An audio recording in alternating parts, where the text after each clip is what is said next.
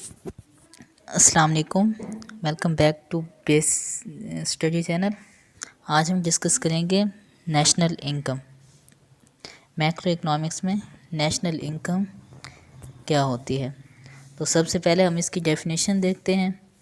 Sum total of factor incomes earn by normal residents of a country during the period of an accounting year.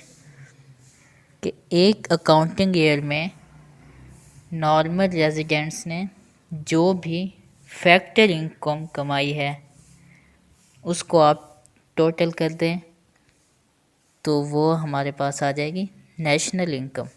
तो इसमें हम दो चीज़ों पर focus करते हैं। पहली चीज़ है फैक्टर इनकम्स और दूसरी चीज़ है नॉर्मल रेजिडेंट्स। तो फैक्टर इनकम्स और नॉर्मल रेजिडेंट्स को हम डिटेल में पढ़ते हैं। फैक्टर इनकम्स, फैक्टर इनकम ये इसके दो पार्ट्स हैं। फैक्टर इनकम्स, ये जो फैक्टर है ये है असल में factors of productions. Factors of production हमारे पास 4 टाइप्स के होते हैं। पहला इसमें आ जाता है हमारे पास लैंड, सेकंड नंबर पे आ जाता है लेबर, थर्ड नंबर पे आ जाता है कैपिटल और फोर्थ नंबर पे आ जाता है एंटरप्रेन्योरल। जब आप मतलब हाउस होल्ड किसी को ज़मीन देंगे तो उसके रिटर्न में क्या आएगा? रेंट। देखो ये सारी टाइप्स जो हैं ये इनकम की टाइप्स हैं, लेकिन इनके नाम बदल जाते हैं जब हम इनको किसी पर्टिकुलर फैक्टर से एसोसिएट करते हैं। जैसे लेबर, जब हम किसी एज अ लेबर किसी प्रोड्यूसर के यहाँ काम कर रहे हो तो फिर उसके रिटर्न में हमें क्या मिलेगा? वेजेस।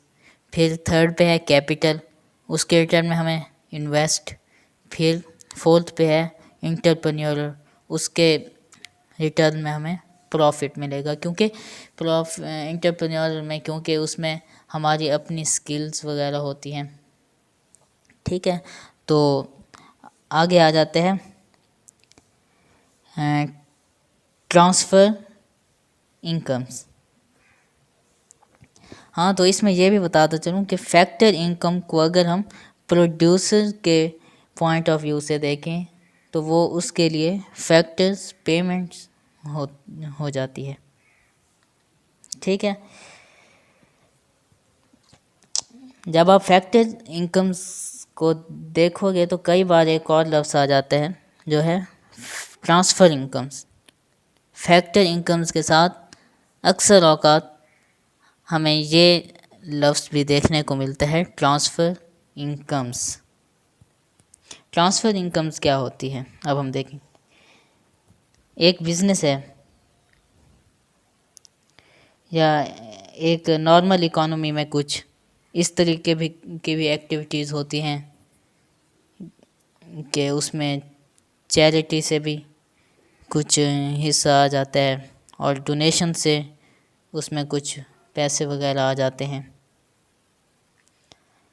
इसमें आप हमेशा यही ध्यान रखें कि जो ट्रांसफ़र इनकम होती है ये कभी भी नेशनल इनकम के कंपटीशन में इसको हम कंसीडर नहीं करते।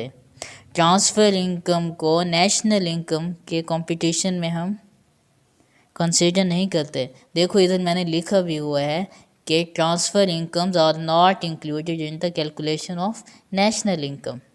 ठीक है, क्यों? क्योंकि इसके साथ हमें ये लफ्ज़ लिखा हुआ मिलता है कि ये अनअर्न्ड इनकम है। जो ट्रांसफ़र इनकम होती है वो अनअर्न्ड इनकम होती है। क्यों? क्योंकि उसमें चैरिटी से भी पैसा आया हुआ होता है और डोनेशन से भी, इसलिए हम इन्हें अनअर्न्ड इनकम कहते हैं और ये इंक्लूडेड नहीं होती इन the calculation of national income. ठीक है, तो आगे हमारे पास है नॉर्मल रेजिडेंट्स। नॉर्मल रेजिडेंट्स हमारे पास क्या होते हैं, तो के नॉर्मल रेजिडेंट्स में के लिए हमारे पास क्या क्राइटेरिया होना चाहिए। पहला जो है हमारे पास है ऑर्डिनरी रेजिडिंग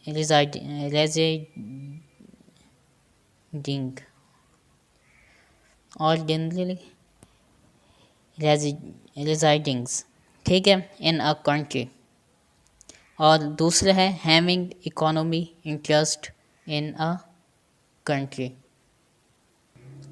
यहाँ पर हमारे पास ऑर्डिनरी रिजाइडिंग का मतलब ये होता है कि कोई रेजिडेंट जो कि यूएस से आया हुआ है, वो हमारे कंट्री में काम कर रहा है, तो उसके लिए एक लिमिटेड टाइम होता है। वो हो सकता है 1 साल का हो, 2 साल का हो। ये एक तो ये है, और दूसरा है having economic interest in a country, कि वो इंटरेस्ट रखता हो। इकोनॉमिक इंटरेस्ट में हमारे पास आ जाता है प्रोडक्शन, आ जाता है कंजम्पशन, आ जाता है इन्वेस्टमेंट, आ जाता है कि वो इन तीनों में किसी एक में इंटरेस्ट रखता हो। ठीक है, ये हमारा हो गया नॉर्मल रेजिडेंट्स। तो इधर हमने पढ़ा नॉर्मल रेजिडेंट्स और फैक्टर इनकम्स, और आगे हमारे पास है income eight macro level. Income eight macro level, तो इसमें हमारे पास इनकम जो होती है ये 2 पार्ट्स में डिवाइड होती है। फर्स्ट है हमारे पास डोमेस्टिक कॉन्सेप्ट्स, और सेकंड है नेशनल कॉन्सेप्ट्स। अगर डोमेस्टिक कॉन्सेप्ट से इनकम को देखेंगे, हम इनकम को देखेंगे तो कहेंगे कि डोमेस्टिक इनकम है, और अगर हम नेशनल कॉन्सेप्ट से इनकम को देखेंगे तो हम कहेंगे ये नेशनल इनकम है। अब डोमेस्टिक इनकम नाम से ही समझ आ रहा है कि कुछ डोमेस्टिक बाउंड्री से या डोमेस्टिक टेरिटरी से रिलेटेड है। अगर हम फैक्टर इनकम को टोटल कर दें जो कि एक डोमेस्टिक टेरिटरी में जनरेट हुई हैं, ये फैक्टर इनकम्स, इनको अगर हम टोटल कर दें जो कि जनरेट हुई हैं डोमेस्टिक टेरिटरी के अंदर,